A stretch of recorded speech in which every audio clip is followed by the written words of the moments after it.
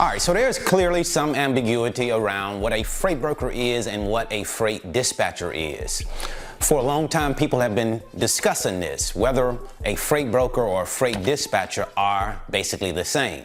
And if they are the same, why doesn't a freight dispatcher have to have a freight broker's authority, a license, in order to broker freight?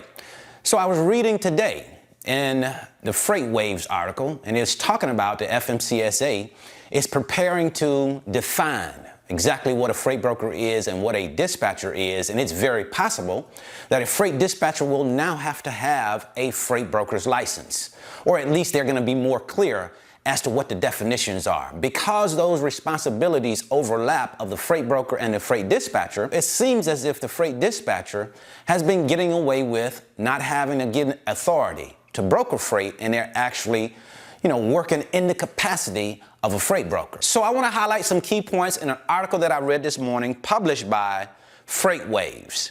It says that the Federal Motor Carrier Safety Administration, that's the FMCSA, the governing body of the trucking industry, is moving closer to settling a controversy over how to define freight brokers while also clarifying the level of financial penalties to unauthorized brokerages. So automatically, what jumps off the page to me right there is financial penalties.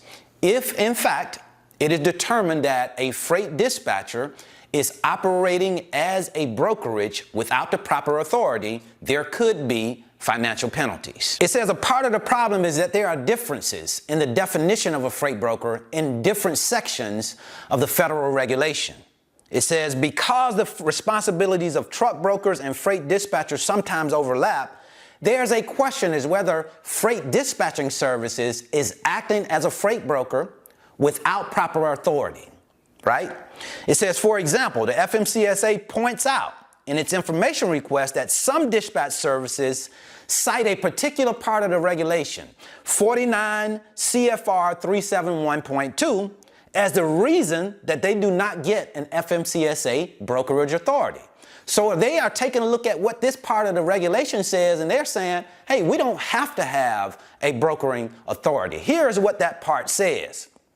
It said, the section states that bona fide agents are persons who are part of the normal organization of a motor carrier and perform duties under the carrier's directions pursuant to pre-existing agreement which provides for continuing relationship, precluding the exercise of discretion of the part of the agent in allocating traffic between the carrier and others. Now, basically what I take that as is freight dispatchers have found a part of the regulation that covers them, that basically says we do not have to have a brokering authority.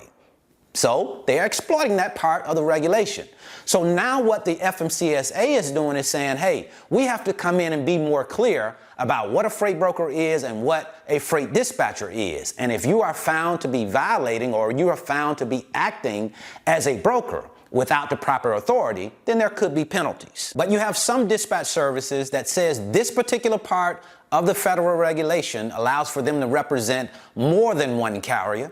And then you have others that argue that this part of the regulation only allows for you to represent one carrier. So is it legal to be a freight dispatcher? We've often heard people pose that question, and to me it certainly seems like it is right now.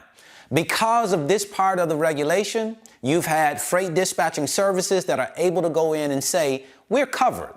We can show you right here in the regulation, it allows for us to be dispatchers, to work for carriers without having to have a freight broker authority. So the FMCSA have to go in and make it more clear what a freight broker is and what a dispatcher is. I think what this boils down to is freight brokers don't want to see freight dispatchers being able to do the same job that we're doing without having to have a freight broker authority. And yes, it has to do with money also, because a freight broker authority costs about $300. And there's other things that you have to have with that authority. So it's about money as well. That's what I wanted to share with you today. I certainly hope this information has been helpful. If you want to learn more about the freight broker business, I'll leave a free link in the description. It's my 5-video series, and it's titled How the Load Movement Process Works. Gives you a chance to come into my office with me and watch as I move loads, talk to shippers and carriers, to give you a better understanding of how this business works. And then if you're interested in knowing about how much it's going to cost you to become a freight broker, to start your own freight broker business, I'll leave a free video right here. So until the next time, I wish you the very best in your life and business. See you at the top, because the bottom is much too crowded.